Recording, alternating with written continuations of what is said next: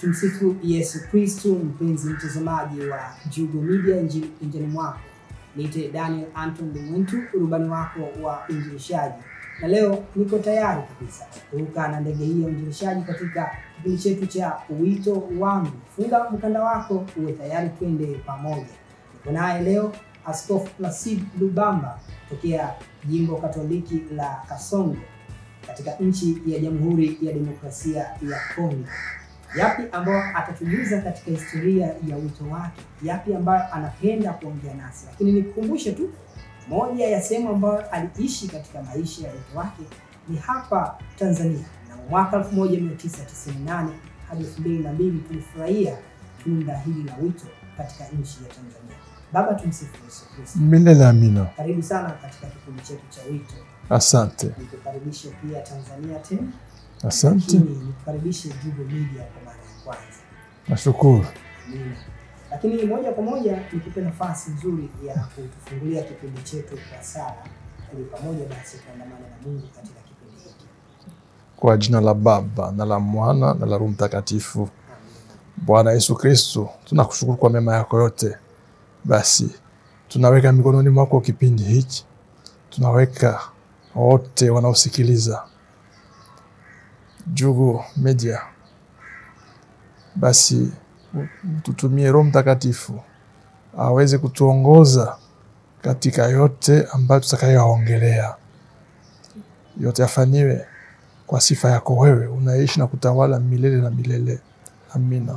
Kwa jina la Baba na la Mwana na la Roho Mtakatifu. Ninaposhukuru Mungu, lakini pia tunaposali na kuomba, basi na imani nami nitaongozwa na huyo Roho kufanya mahojiano haya pamoja na. Kabla hatujatamani kufahamu mengi, lakini mimi ningetamani kufahamu walau asili yako. Tunapozungumzia hawa wakina Lubamba, hasa ni watu wa wapi? Sijui ni Bantu au ni hapa Tanzania? Mimi ni mwenyeji wa Kongo. Jamhuri ya Kidemokrasia ya Kongo. Basi ndio huko nimezaliwa. Basi mimi ni mtu wa Kongo. Basi ndio hivyo. Kongo ni, tunazungumzia Kongo ni kubwa. Ndio. Maeneo mengi tunazoea hapa Tanzania kuyasikia Kinshasa. Ni maeneo Ndio. Mimi nimezaliwa Lubumbashi. Ni mji wa pili katika Jamhuri ya Kidemokrasia ya Kongo. Kuna Kinshasa, alafu mji unaofuatia ni Lubumbashi. Nimezaliwa huko. Na pengine furaha ya wazazi wako ni mwaka gani ambapo walifurahia pia ujio wako? Lakini katika familia wewe, je, ulikuwa ni mtoto wa kwanza au wa mwisho tena? Tumezaliwa watoto wanane. Mimi ni wa nne. Nipo katikati. Alafu kuhusu historia ya wito wangu, nataka kusema alikuwepo padri paroko wa parokia yetu. Kwa vile wazazi walikuwa wamejitolea kwenye kundi linaloitwa Jamaa Takatifu. Na huyo padri alikuwa anafika nyumbani kwetu kila wiki, angalau mara 2, mara 3. Alikuwa akifika jioni, tunasali pamoja naye. Basi mimi nikafurahia kuona anafika na tunasali, na nikaona kama anawahudumia watu wote. Basi ndio naweza nikasema mwanzo wa kufikiria wito wangu. Basi ndio hivyo ndivyo anza shule ya msingi. Ndio kuna mchezo ya kuigiza. Mara nyingi kama kulikuwa ni mchezo ambao kuna padri walikuwa wananiomba mimi ni muige padri. Basi kawa hivyo.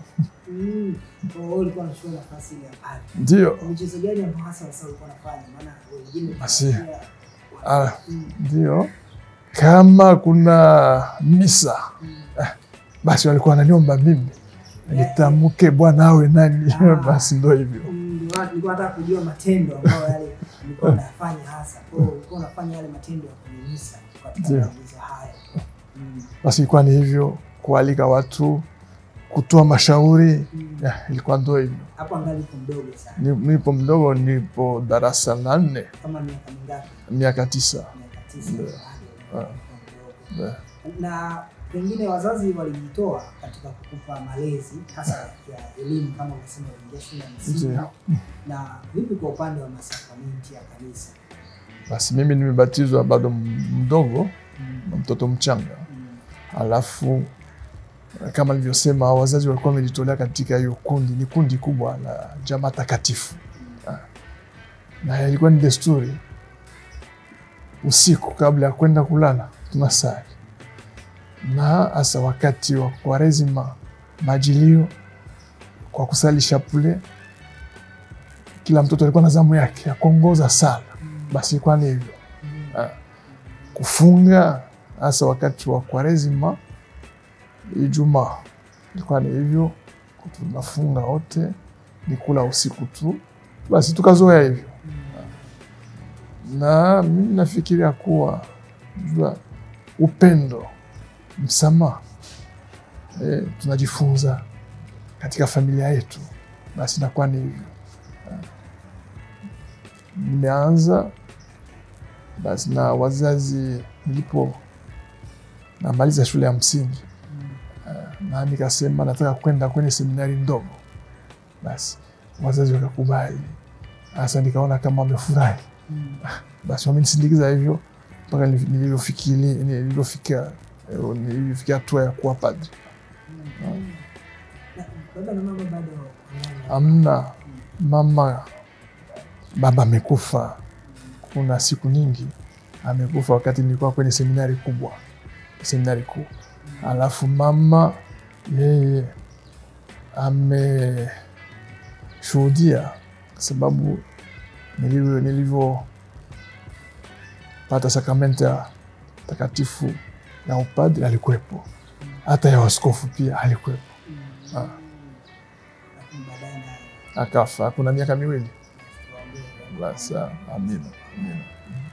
Na majukumu hayo wazazi wamefanya vizuri, na ndio maana leo pia tuko na wewe hapa.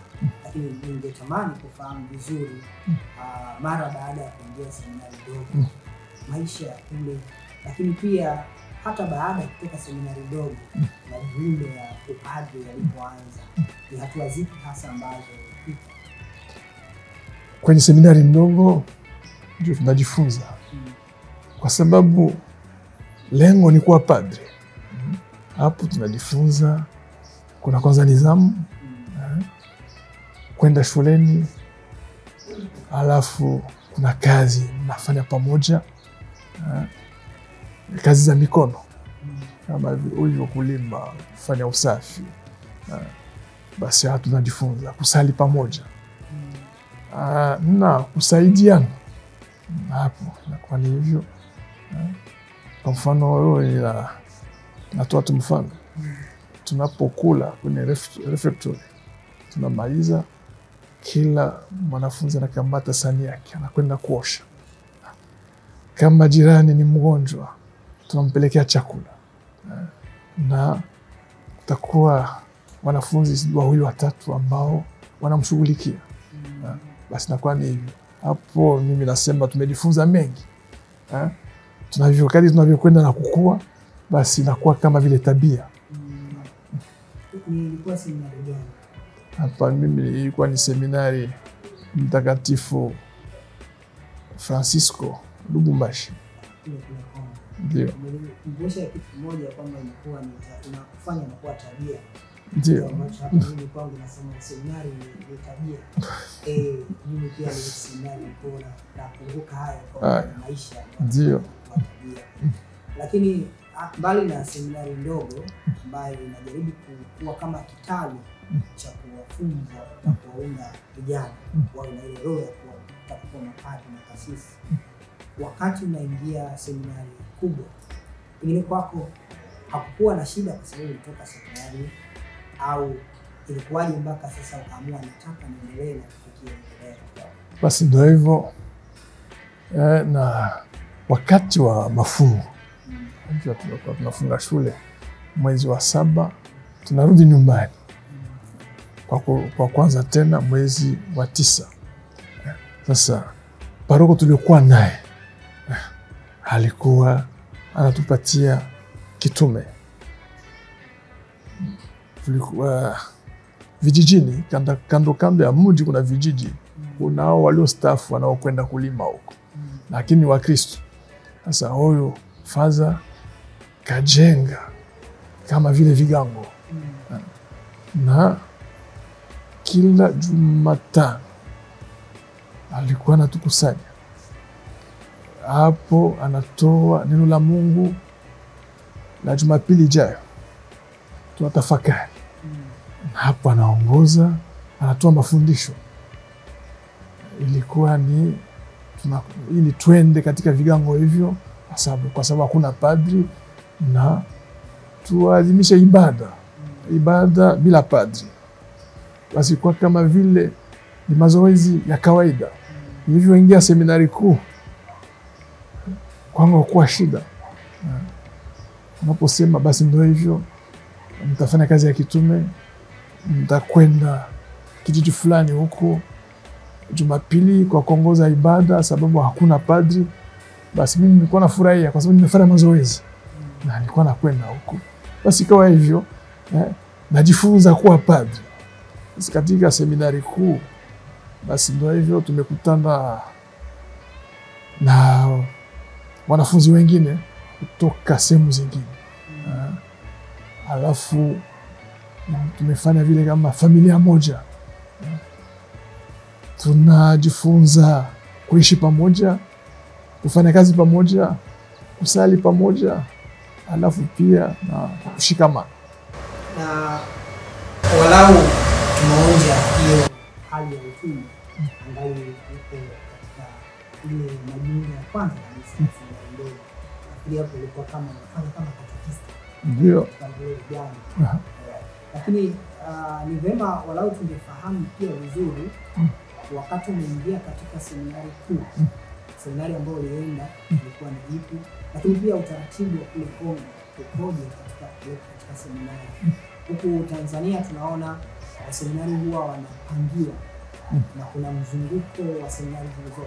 Zipo seminari kwa ajili ya elimu ya falsafa, zipo seminari kwa ajili ya elimu ya teolojia, na inasaidia kujenga umoja. Ndio. Katika seminari inayochanganyika ndani ya taifa. Sijajua kule Kongo utaratibu ulikuwaje ulipoamua kuendelea. Basi ndio hivyo, mimi nimeingia kwenye seminari kuu ya shirika. Nimekwenda Bukavu kwa filosofi. Na huko nimekutana na wanafunzi kutoka Rwanda na Burundi. Basi ndio hivyo, tumekutana huko kwa sababu kwa shirika la misionari wa Afrika, Kongo, Rwanda, Burundi ni province moja tu. Tumekutana nao. Basi tukaanza kusoma filosofi. Na kama jinsi nilivyosema, wametoka huko na kule, na wa Kongo nao walikuwa wengi. Na ndio hivyo tumefanya familia moja. Licha ukweli kwamba hawa wanatoka tofauti kwa kwanza ni chakula. Mimi naweza kula ugali wa mahindi.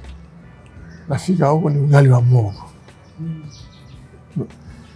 Basi nauliza mbona mimi, basi ikabidi nile pia ugali wa mogo. Lakini kamwambia mwasibu ya kuwa mimi nimezoea ugali wa mahindi. Na akajitahidi, wakaanza pia kupiga ugali wa mahindi na tunakula. Maharage au kutoka Burundi, Rwanda walikuwa wamezoea ndio chakula chao. Maharage kila siku. Alafu basi tukazoea kuchanganya, tunakula maharage, tunakula ugali wote. Kwa hivyo natoa mfano, mimi nilikuwa nimezoea napokula maharage naweka sukari. Ndio. Ndio, nilikuwa nimezoea hivyo. Lakini nilipofika huko seminari kuu, kaniambia kama hamna chumvi, huwezi weka sukari kwenye maharage, ni chumvi. Basi na nikaacha kuweka sukari. Hadi leo siweki sukari tena. Basi ndio hivyo, na walimu wetu nao walikuwa wametoka mashirika mbalimbali. Basi ilikuwa ni hivyo, ona kama licha ya tofauti yetu tulijenga umoja. Na umesema hapa kwamba uliamua kujiunga na shirika. Ndio. Na pengine napata swali, kwa nini ulikuwa shirika hilo la Misionari wa Afrika? Kwa sababu ndio wamisionari wa Afrika ndio walikuwa wakiongoza parokia yetu, au ndio mimi niwajua. Basi ndio kilichonituma kuingia katika shirika yao, kwa sababu nilikuwa nawajua kwa karibu, kwa nafanya kazi pamoja nao. Na hiyo ni wakati umejiunga kwa ajili ya falsafa? Ndio. Na je, kuelekea theology utaratibu ni pale pale au wapo sehemu nyingine ambayo unaenda? Basi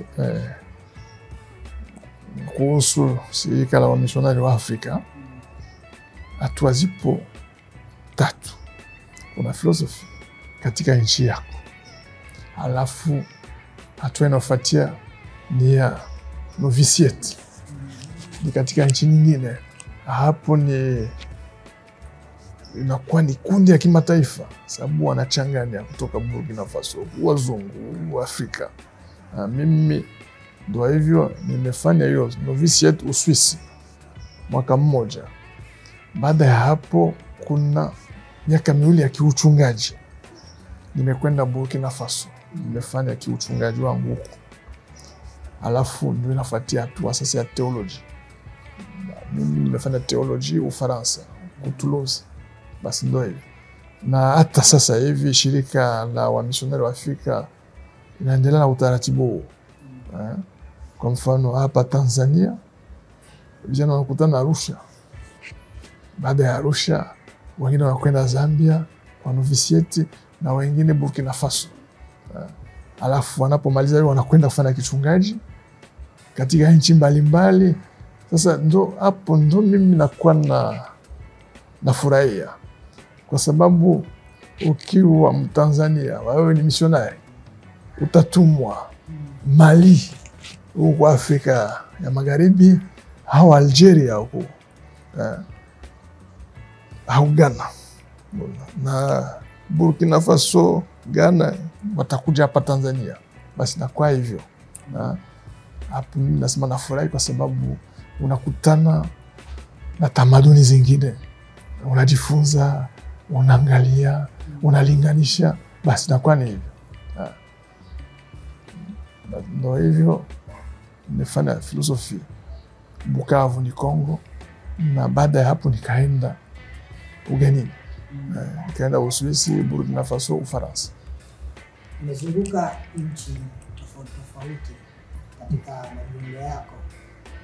Na je, wakati ulipofika wa kuweza kupewa daraja ya upadre ilifanyika wapi? Walifundisha nyumbani au huko? Hamna, upadre nyumbani tu. Ni nyumbani, lazima wazazi, familia wawe. Basi mimi nimepewa upadre Lubumbashi kwa tarehe 27 mwezi wa 7 mwaka 1991. Na ilikuwa ni furaha kubwa, kwa sababu tulivyoanza kusoma filosofi tulikuwa kwa mwaka wangu tulikuwa 11. Kadri tunavyoendelea wengine wanacha. Basi tukafikia hatua hiyo 3. Na unajua unapoendelea huwezi kuwa na uhakika kama nitafika, kwa sababu unaona wengine wanatolewa. Ni kuomba tu Mungu. Basi nilikuwa ni hivyo. Nilikuwa na rafiki zangu wa karibu. Sikia basi Bwana, nimeombwa nirudi nyumbani. Mambo ya wito kama misionari wa Afrika maliziki hapo. Basi najiuliza, basi kesho hivi itakuwa ni zamu yangu.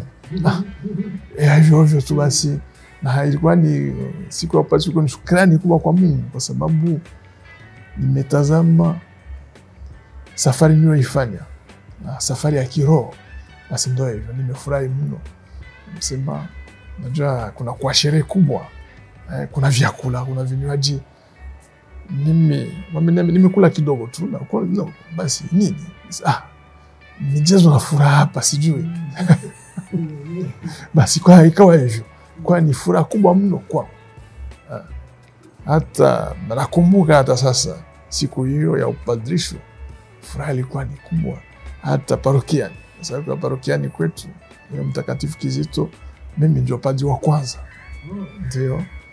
Alafu sasa kuna vijana nao ambao wamepata upadri. Na wengi ni kutokana na siku hiyo waliona nilivyopewa hiyo daraja takatifu wa padri, na wakaamua kuwa mapadri. Basi ndio hivyo. Hongera sana. Mimi mwaka huo nilipo bado sijui dunia 1991. Na wala sitegemei kama ningekuja katika hiyo. Basi ndio hivyo. Nakupa pongezi sasa. Asante. Kwa kuweza kufikia daraja ya upadri mwaka 2021. Ndio. Lakini pengine ningetamani kufahamu pia zaidi, shirika la Wamisionari wa Afrika ni moja ya shirika ambalo nilijitahidi na ni wamisionari wa kwanza kuingia hasa hapa kwetu Tanzania, kujitahidi kueneza dini kwa watu wote. Lakini pengine tufahamu, tunaona mashirika mengine huwa yanahubiri, lakini mtu pia anakuwa padri, na wewe pia unakuwa padri katika shirika hili. Lakini zungumzia kuna hatua hapa za unofisiati, zile hatua za kushiriki. Je, upande wa misionari wa Afrika nadhiri ziko kwa namna gani? Na tunamtofautiaje huyu mtawa ambaye ni nadhiri na padri? Basi ndio hivyo, lakini hatutumii neno za nadhiri. Ni kiapo. Sio tofauti na nadhiri, lakini sio nadhiri. Ni kiapo. Tunakula kiapo. Ni sawa na nadhiri, lakini hatutumii neno la nadhiri. Basi ndio hivyo.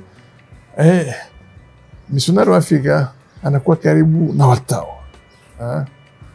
Sasa tunapoangalia nadhiri, kwa sababu yeye hafanyi nadhiri, anakula kiapo, kuna tofauti na watawa. Ndio hivyo.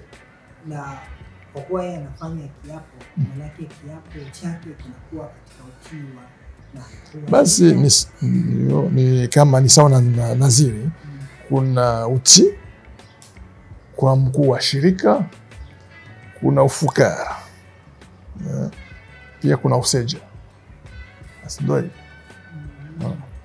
Na katika muonekano ni watu waona misionari wa Afrika, muonekano wao utawakuta wengi kuna ile rozari kubwa nyeusi ndio huwa wanakuwa nayo. Sijua chimbuko la vazi lile lilikuwaje, sababu sisi wa Afrika tunapata rozari nyeusi. Basi ndio hivyo. Au shirika limeundwa Algeria. Shirika la misionari wa Afrika limeundwa Algeria, na mwanzilishi ni Kardinal Lavigérie, aliyekuwa askofu mkuu wa Algeria. Na shirika la wamisionari wa Afrika limewekwa chini ya ulinzi wa Mama Maria, na ndio maana kuna hiyo rozari. Pia kuna kanzu hiyo wanaita gandura. Alipounda hiyo kundi, na pia wao wanaoitwa White Sisters,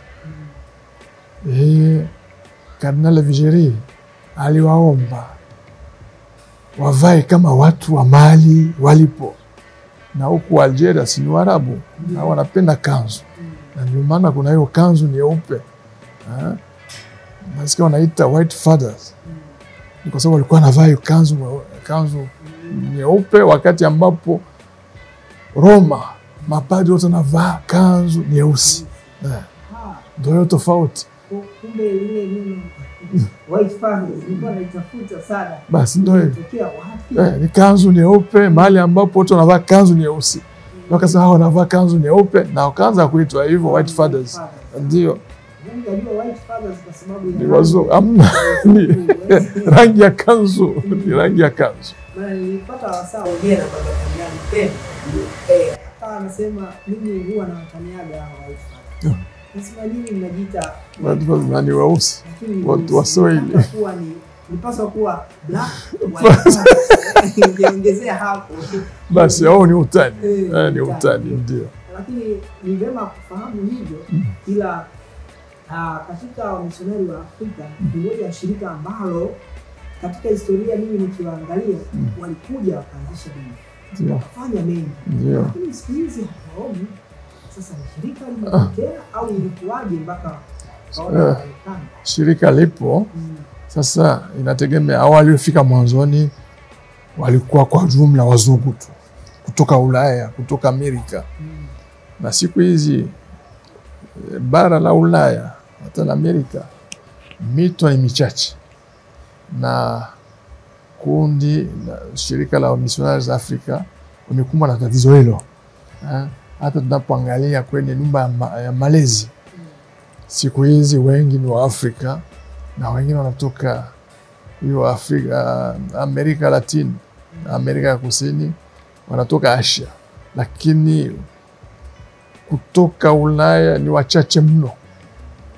Basi walipofika kuanzisha, ndio walifika kwa kujenga kwanza kanisa la jimbo, na walikuwa wengi. Siku hizi ni wachache, na ndio maana mfano hapa Dar es Salaam wana nyumba 3 tu hapa, Tandale, Mbezi, Mshikamano na nyumba ya mapokezi hapo mjini Hatman House. Ndio. Na ilikuwa pengine ni taratibu wa shirika kwamba tunapofika katika jimbo fulani au taifa fulani, basi tuwajengee kanisa, tuwafundishe, na kisha sisi tuendelee na mengine. Maana sehemu nyingi ambayo kama ningeangalia Tanzania, makanisa mengi yamejengwa na wamisionari wao. Yapo mengi sana. Ndio. Wiki zilizopita nilikuwa kule Morogoro, maeneo ya ndani kabisa, sehemu wanapaita Kikeo, ambapo kule nilikutana na kanisa lililojengwa mwaka 1918 kama sisi. Huko zamani sana. Lakini kanisa lile lilianzishwa na wamisionari wao. Ndio. Sasa walikuwa wanaanzisha kanisa na pia seminari kwa kuandaa mapadri wa jimbo, mapadri wazalendo. Ilikuwa ndio hivyo. Kote walikuwa wanaanza, hata Kipalapala, seminari kuu ya Kipalapala wameanzisha. Hata Kongo wameanzisha seminari kuu, na hapo walikuwa wakiandaa vijana wazalendo watakuwa mapadri wa jimbo, na ndio hivyo. Huu ndio utaratibu. Nashukuru kuona mambo mazuri ambayo wamefanya wamisionari wa Afrika. Lakini baada ya kupewa upadrisho na tumai, shirika liliamua wapi sasa unaanza ule utume rasmi. Kiachana na ukatekista ambao ulifanya pale, sasa hivi ulikuwa unatumwa rasmi. Katekista ulikuwa ni maandalizi kabisa makubwa. Basi baada ya kupata daraja ya upadri, nimetumwa Burkina Faso. Nikofanya kiuchungaji. Nimekwenda huko parokia Ndora, ilikuwa ni kijiji. Basi nimefanya kazi huko. Nakumbuka ya kuwa tulikuwa na vijiji 80 na mapadri 3. Na ilikuwa ni hivyo, tunafanya mpango wa kutembelea vijiji, na ni unatoka unakwenda hata wiki mzima, alafu narudi. Ndio hivyo, nimeanzia huko, nimejifunza hiyo kazi Burkina Faso. Natumia pikipiki, nadondoka, naamka. Basi ndio hivyo. Kazipo kuna picha baadhi ambazo tumeziona mtandaoni, nilishindwa kufahamu ni askofu gani. Niona katika mtandao wa Radio Maria Tanzania wakionyesha askofu ambaye alikuwa kama anavuka kutoka kwenye kilima, kushika mti. Basi ndio hivyo. Akasema akachoka, kabisa. Basi ndio hivyo. Bado anategemea Mungu. Hamna kata tamaa. Ni kupumzika kwa kuendelea. Basi ndio hivyo. Na basi hiyo ni jimbo la Kasongo. Eneo kubwa na kwa msituni. Basi ndio hivyo. Hakuna njia ya gari, hakuna njia ya pikipiki. Kazi kubwa ni kwa miguu, kwa kutembelea Wakristo vijijini ni kwa miguu. Sasa mimi nakuwa na furaha nini napofika hivyo vijiji kama huko nilikokwenda. Wananiambia hao wazee, na wakuta ni wazee. askofu katutembelea hapa mara ya mwisho kuna miaka 42. Na wanaongea sisi tumemwona, lakini vijana basi ilikuwa ni hivyo. Napofika vijana wanaona, hasa watoto wanakuja, njoo askofu, wananitazama. Hasa baada ya misa ndio wananitazama. Nawaambia basi waguse fimbo. Na watoto wanagusa. Umegusa fimbo ya askofu? Unaeleza ni chuma. Sawa. Basi nakuwa ni hivyo. Tunasali pamoja nao. Kuna maeneo wamekaa miaka mingi bila kuwa na mapadri, bila kuhudumia na mapadri, kutokana na idadi ndogo ya mapadri. Alafu makatekista, hasa akina mama, wamefanya kazi kubwa, kwa sababu kama watoto wamejifunza kusali, ni hawa akina mama vijijini wanaowafundisha. Ilikuwa inanishangaza, naona ni watoto wadogo tu, chapeni alama msalaba na tazama, wanafanya ipasavyo. Sala Baba yetu, sawa. Salamu Maria, sawa. Basi ingekuwa kuna madhehebu, naona kama wana imani ya Kikatoliki, wanaifurahia imani yao, hamna kutangatanga. Basi ndio hivyo, wanasubiri siku ambapo mapadri watafika kuwahudumia. Ndio furaha kubwa. Na mara nyingi nikitembea hivyo, hata kama unaniona nakaa, nachoka kweli, mwili umechoka. Napofika tu nakutana na umati wa Kristo wakinisubiri, wamefanya sijui masaa 3 hata masaa 5 wakinisubiri tu. Napofika hapo, uchovu wote unamalizika, nasikia nguvu zinarudi. Basi hiyo ni neema ya Mungu, inakuwa ni neema ya Mungu. Sababu napotoka hivyo, mimi ni kwa kutangaza Injili, ndio kazi yangu, kutangaza Injili. Na tunaona hilo ni jambo jema, lakini utume wako ulianzia pale Burkina Faso kama padri. Je, utapo kwa muda mrefu sana au wapi zaidi ambapo ulitembea? Basi ndio hali ya kimisionari. Nilianza Burkina Faso, alafu nikatumwa Ubelgiji. Baada ya Ubelgiji nikateuliwa Tanzania, na ndio maana nimefika Manzese. Hiyo ilikuwa ni mwaka 1998. Ndio. Ukafika Manzese, ndio. Kwanza paroko msaidizi. Alafu mwaka wa 3 nikawa kaimu paroko, kwa sababu aliyekuwa paroko aliteuliwa Roma. Na kwa vile mimi nilikuwa imepangwa kama baada ya mwaka wa 4 nitahamishwa, na tukasubiri akafika Father Helmut, tukafanya kazi pamoja naye, alafu nikaenda. Na pale Manzese nafikiri kipindi hicho ilikuwa ni parokia ambayo ilikuwa na vigango. Ndio. Mojawapo wa vigango ni Tandale. Na wewe kama paroko, pengine unaweza kutuambia miaka ile ambayo ulikaa hapa Tanzania, ulikaa pale parokia Manzese, utume ulikuwaje? Ulikuwa ni utume wa kazi ya parokia ya kawaida. Kuwatembelea Wakristo, hasa kutembelea jumuiya za parokia. Hasa mimi nilivyofika, nilipewa pia utume wa kuwatembelea wagonjwa, kuwapelekea komunyo, na nilikuwa nafanya kazi hiyo kila Jumatatu. Na kwenda na wapelekea komunyo, alafu kulikuwa ya masakramenti. Kukaa hapo, kila mtu alikuwa na zamu yake kwa kuwapokea Wakristo ambao walikuwa wanafika kwa maungamo. Basi kwa hiyo ilikuwa ni kazi ya kawaida tu ya parokia. Sasa nilikuwa nafurahi kutembelea jumuiya, kwa sababu mimi kwa vile nimesema nilikuwa nimezoea kwenda vijijini, kukaa huko wiki kurudi. Sasa hapa ni mjini. Sasa ni mjini. 98, lakini mlikuwa bado 28 ilikuwa bado haijawa mjini. Lakini hata hivyo ilikuwa imeanza kuwa mji. Sasa unapokwenda kwenye jumuiya unarudi siku hiyo. Basi ndio hivyo yuko tofauti. Ulishaanza kwenda huko. Kwenda huko na kwenda huko napanga nakaa wiki narudi. Hapo ilikuwa ni hivyo, ni kwenda kushiriki mikutano ya jumuiya alafu kurudi parokiani.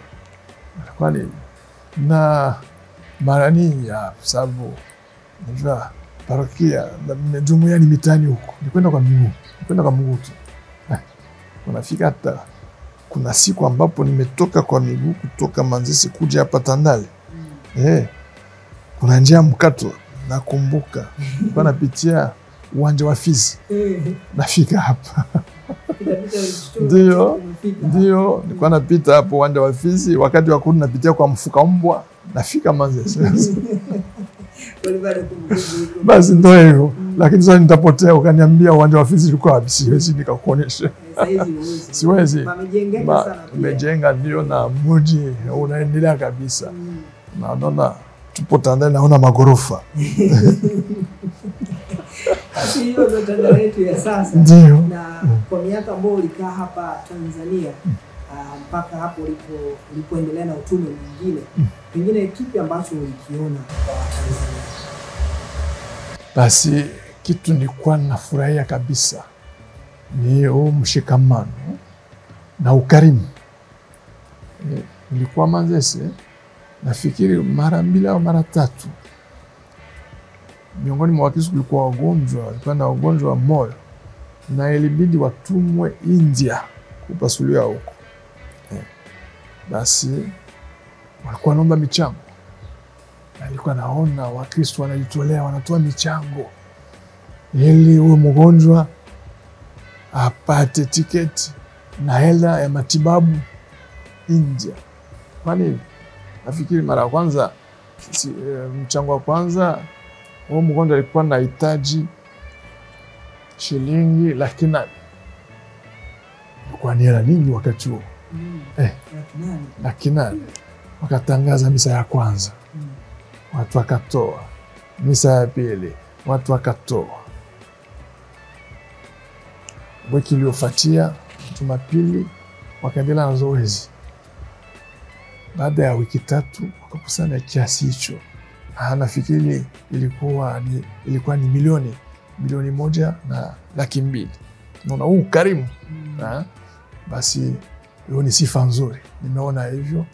Nikasema kama Watanzania ni wakarimu, wana moyo wa upendo, wana moyo wa huruma. Kwa sababu ni Mkristo wa kawaida tu na anauma hivyo. Kila mtu anajihusisha kumsaidia apate matibabu.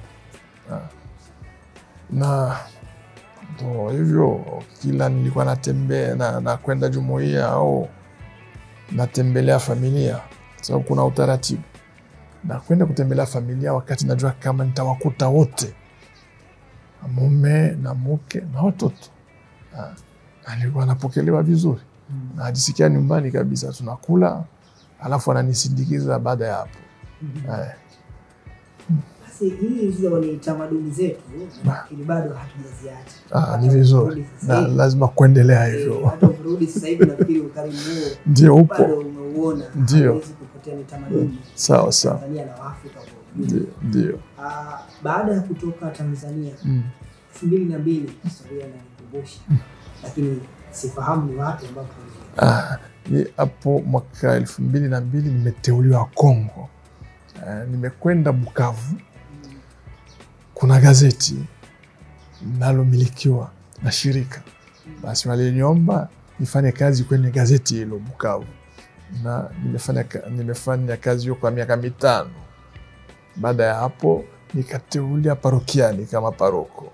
Basi nikafanya miaka 3 na nikateuliwa kuwa mkuu kwenye ngazi ya province, mkuu wa shirika. Kwa kuwatembelea mapadri, kuwahimiza au mapadri wa shirika letu wenye kufanya kazi Kongo, Rwanda na Burundi. Basi ilikuwa ni miaka 3 mula wa kwanza. nikateuliwa tena kwa muhula wa pili, sababu ni hivyo province inafanya tu mihula miwili, miaka mitatu, maana yake jumla ni miaka 6. Nilivyoteuliwa kwenye muhula wa pili mwaka wa kwanza huu, kwani mwaka wangu wa 4 kama province, ndio nikateuliwa kwenda Kasongo kama askofu. Basi ndio hivyo. Nimekwenda Kasongo mwaka 2014 kama nilivyosema. Nimeweka wakfu tarehe 31 Mei mwaka huu 2014. Basi naendelea kufanya kazi huko hadi leo. Kuna mambo mawili hapo na yanifanya nitamani kufahamu kidogo.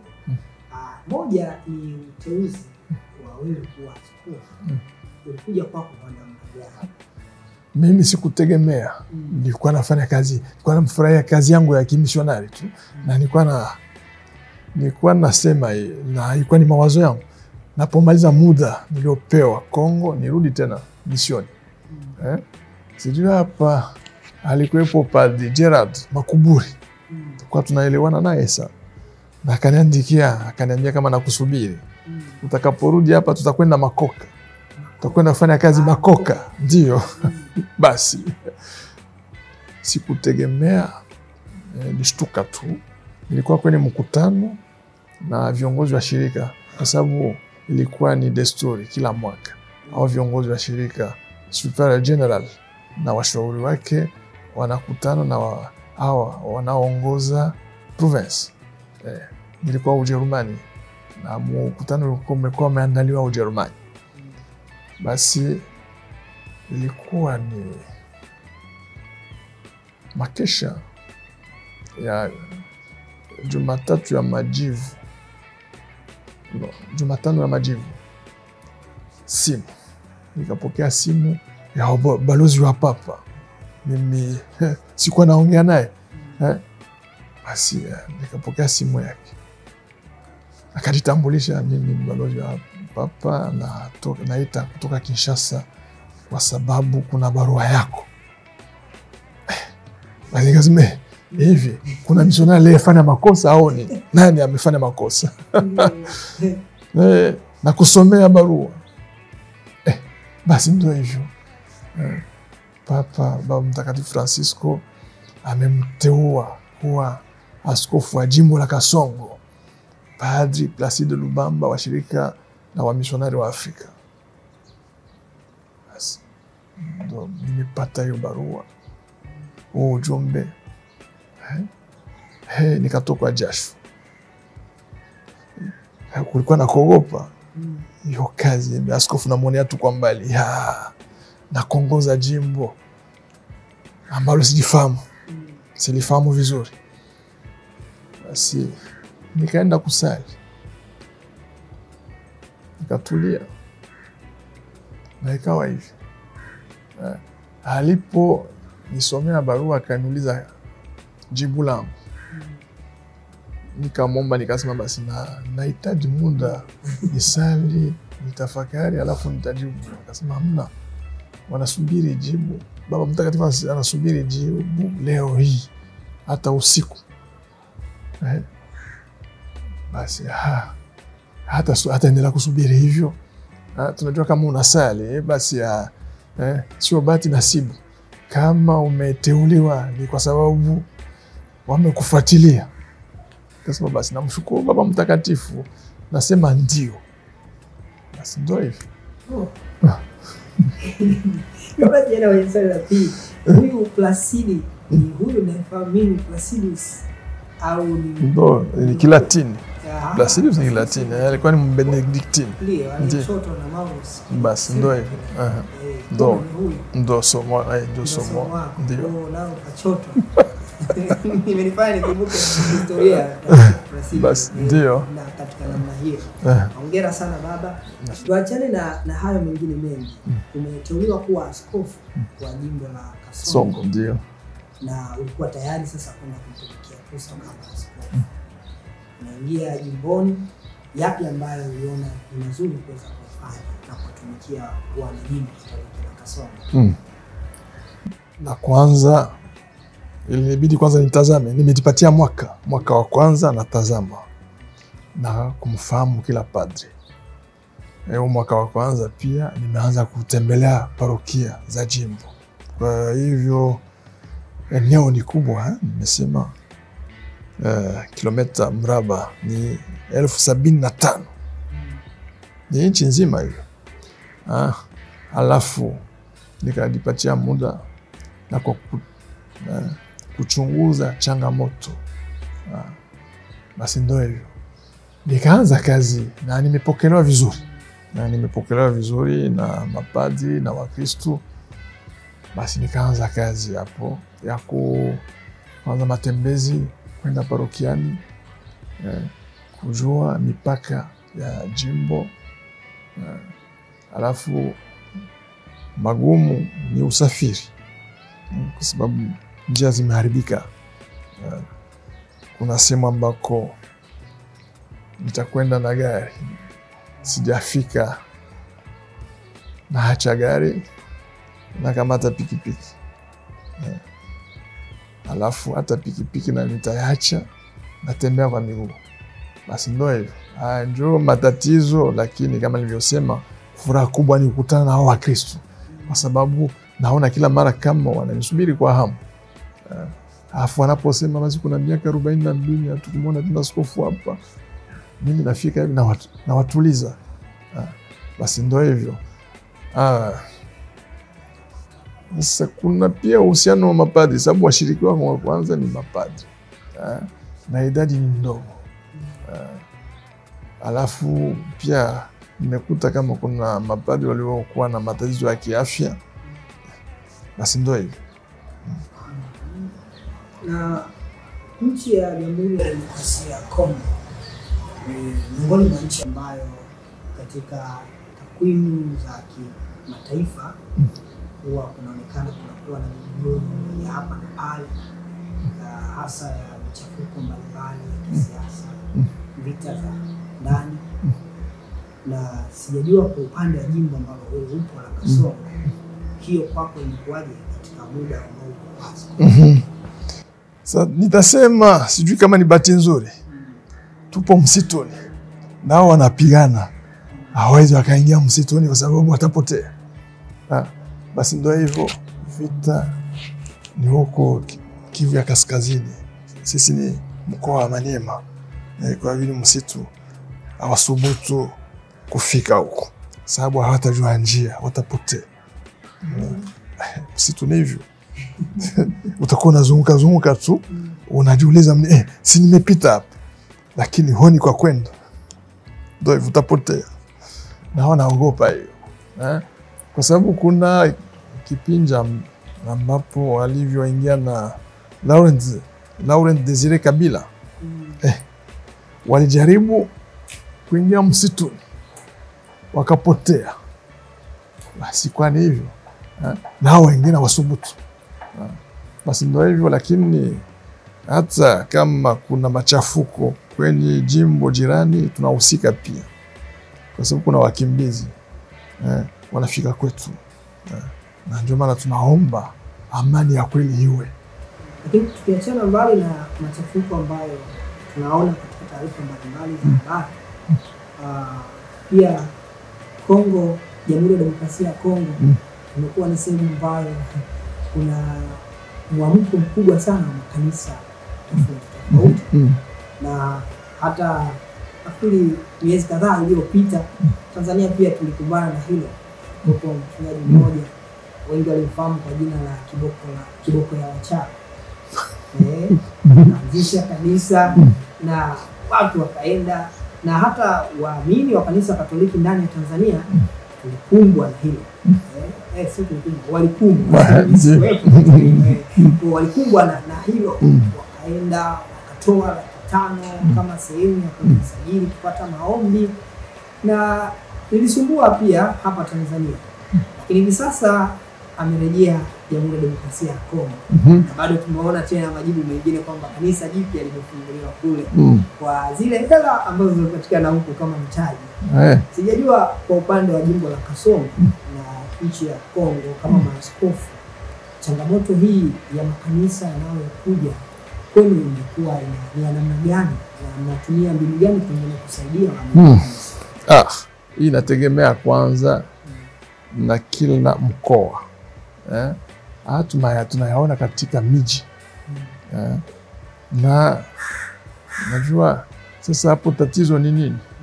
Wanaweza wakiwa wanasali pamoja, wanakorofisha na kila mtu anakwenda kuanzisha kanisa lake. Basi nakuwa ni hivyo. Kanisa zingine kuna zijua waumini 10, 20. Wanatumia vipaza sauti kwa kupiga kelele tu. Lakini hapa sisi hatuna wasiwasi. Kwa sababu tunawapokea ni Wakristo wa Katoliki waliokwenda katika madhehebu. Wanapokwenda hivi wanakana imani yao. Wanaporudi wanafanya zoezi ya kujiunga tena na kanisa Katoliki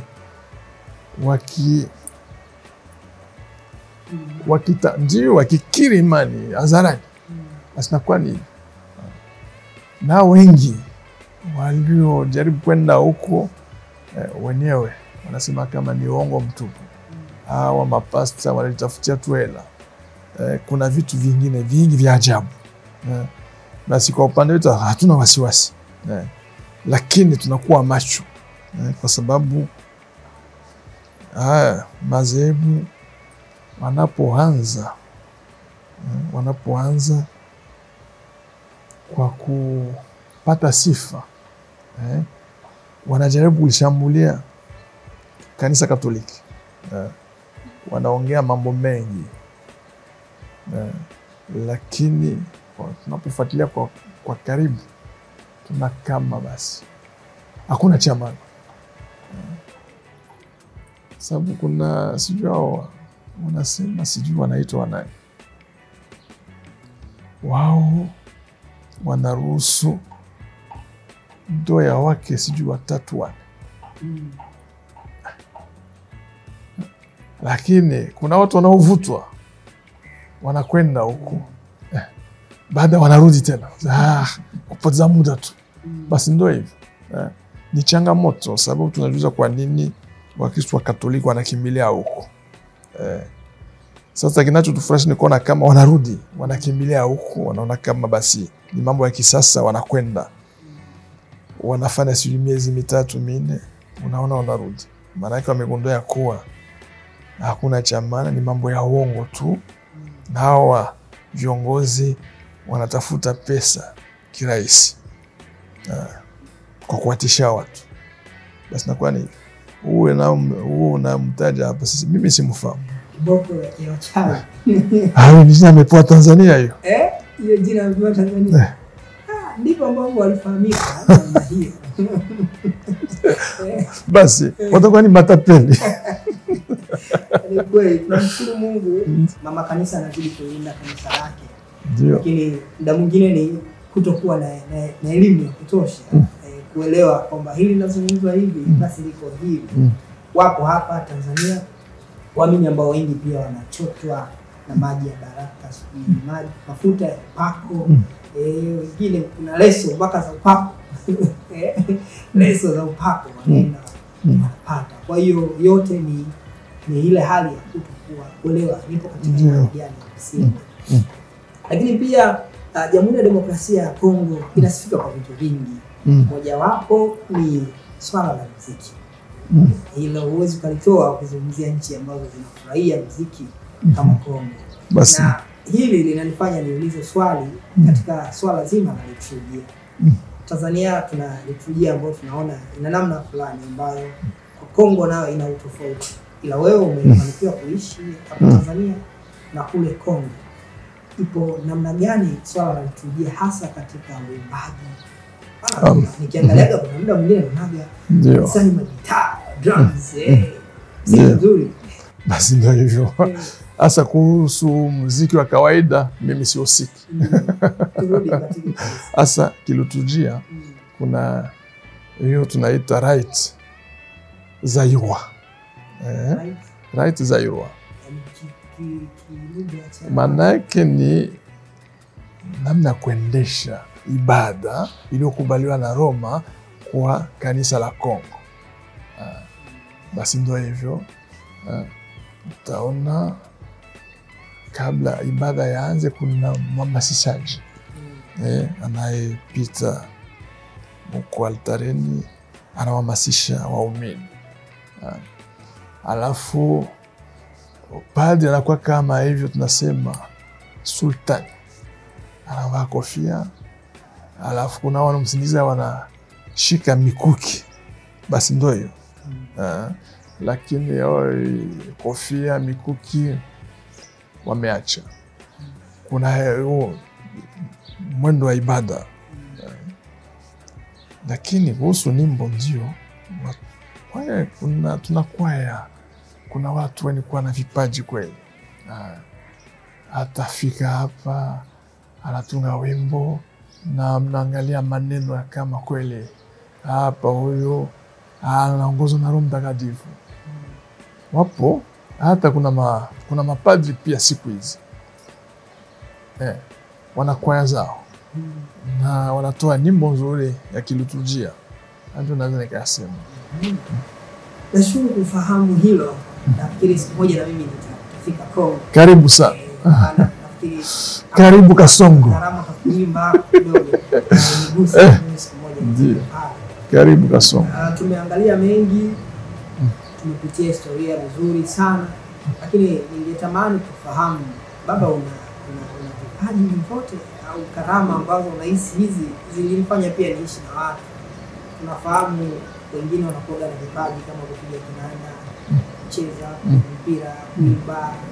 Lakini muda mwingine anaweza kaa na kipaji kingine cha tofauti. Kwako wewe unasemea vipi hili swala la vipaji na karama?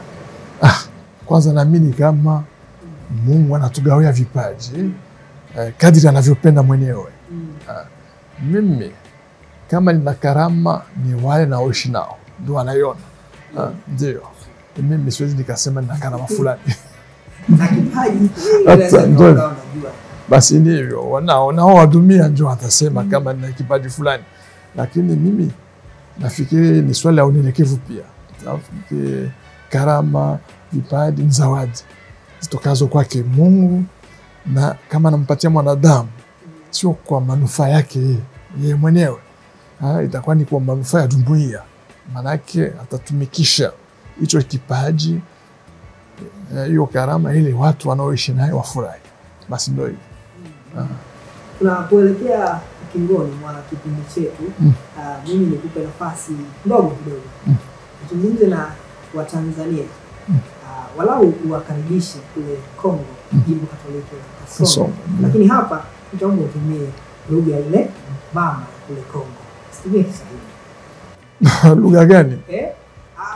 Kuna lugha pia ambazo tunazitumia katika mataifa yetu. Au Kongo lugha ambayo unaitumia muda mwingine ni Kiswahili pekee? Tunatumia Kifaransa. Ndio. Natumia pia Kiswahili. Na sisi tutumie Kifaransa. Ili tuwe na tofauti kidogo. Sawa sawa. Kuwakaribisha tu. Kuwakaribisha. Wafike kule pamoja. Sawa. Niongee. Karibu. Chers auditeurs, chères auditrices, vous êtes les bienvenus au diocèse de Kasongo. Vous serez accueillis à bras ouverts. Ce sera notre grande joie de vous avoir parmi nous. N'hésitez pas, venez. Le diocèse de Kasongo est ouvert pour vous accueillir. Venez avec vos talents, venez avec votre joie. Nous allons nous retrouver ensemble pour célébrer les merveilles du Seigneur. Bienvenue. Shukuru. Nimekuwa mgeni wa hayo, lakini nashukuru kuweza kuwa pamoja nawe katika kipindi hiki cha wito wangu. Sawa. Yote tuliyosikia nafikiri ni katika kuwajenga pia wengine kutamani siku moja kuwa mapadri, kuwa watawa, lakini na wito ambao pengine Mungu mwingine ameniachia katika kuishi kikamilifu. Ndio. Mimi nilitamani kuwa padri na nilipita katika nyendo dogo za seminari dogo huko Visiga. Kuanzia Visiga seminari vipi? Nimefika Visiga wakati nilipokuwa Manzese. Nimewasindikiza vijana huko. Sababu kila mwaka tulikuwa na watuma vijana Visiga. Nami nilipita pale Lakini baada ya pale nikasema natamani kuwa mkamchini. Kwa nikapita pia pale Msimbazi. Seminari. Nilikaa pale Maua Seminari. Maua ndio. Ndio. Na toka hapo basi Mungu alikuwa na namna nyingine ambayo alipenda nimtumikie. Nilipoelekea huko basi mambo yakabadilika. Hatimaye leo niko hapa naendeleza gurudumu la uinjilishaji, lakini wito ambao nimechagua ni wito mtakatifu wa ndoa tayari. Ndio. Nao naendeleza gurudumu hili. Sawa. Nashukuru Baba kuwa pamoja nasi katika kipindi hiki. Ndio. Wakati mwingine mwema tutafika pia Jimbo Katoliki la Kasongo. Asante. Karibu sana. Asante kwa yote na nitakia Jugo Media kazi njema. Asante, nashukuru sana na hili umeliongea vizuri hapa nimalize kabisa hapa nikuombe. Unajua tunapopata lugha nyingine na kuwa nzuri pia. Walau pia hata uwaambie watazamaji naitwa askofu fulani kutoka jimbo fulani Kongo na tuambie niko kutulia mimi ndio. Sisi kauli mbiu yetu tunasema Injili kiganjani mwako. Kwa sababu tunafanya uinjilishaji kupitia mtandao. Ndio. Tunategemea wengi wanafuatilia kwa simu zao. Sawa. Yaani kwa karibu sana kama kiganja. Tunasema Jugo Media Injili kiganjani mwako. Unaweza kuambia watazamaji unavyoita na kusema nafasi ya matangazo ya Jugo Media. Nashukuru. Mimi naitwa kwa jina la Askofu Placide Lubamba. Nimetoka jimbo la Kasongo huko Jamhuri ya Kidemokrasia ya Kongo. Na jimbo la Kasongo ni mkoani Manyema. Basi ndio najifunza, nimekutana Jugo Media. Basi kuanzia leo nitakuwa nawafuata kwenye mtandao. Nashukuru. Asante Baba. Nashukuru. Basi tunapoelekea ukingoni mwa matangazo haya na kipindi chetu cha wito wangu kama ambavyo tulianza na sala, basi nikaribishe pia kuhitimisha. Sawa. Basi kwa jina la Baba na la Mwana na Roho Mtakatifu. Atukuzwe Baba na Mwana na Roho Mtakatifu. Sasa siku zote. Kwa jina la Baba na la Mwana na Roho Mtakatifu. Naam, ni kushukuru mpenzi mtazamaji wa Jugo Media Injili kiganjani mwako. Rubani wako wa uinjilishaji Daniel Anton Mwentu ndio naishusha ndege yetu ya kipindi hiki cha wito wangu. Nikiwa naye Ben Kiko nyuma ya kamera akihakikisha haya yote yanakuwa vizuri. Sina la ziada, ni kushauri tu. Sasa fungua mkanda, tumekwisha fika na tunaendelea na safari yetu ya utume. Karibu sana katika kipindi cha wito wangu wakati mwingine na kuendelea kutazama Jugo Media Injili kiganjani mwako.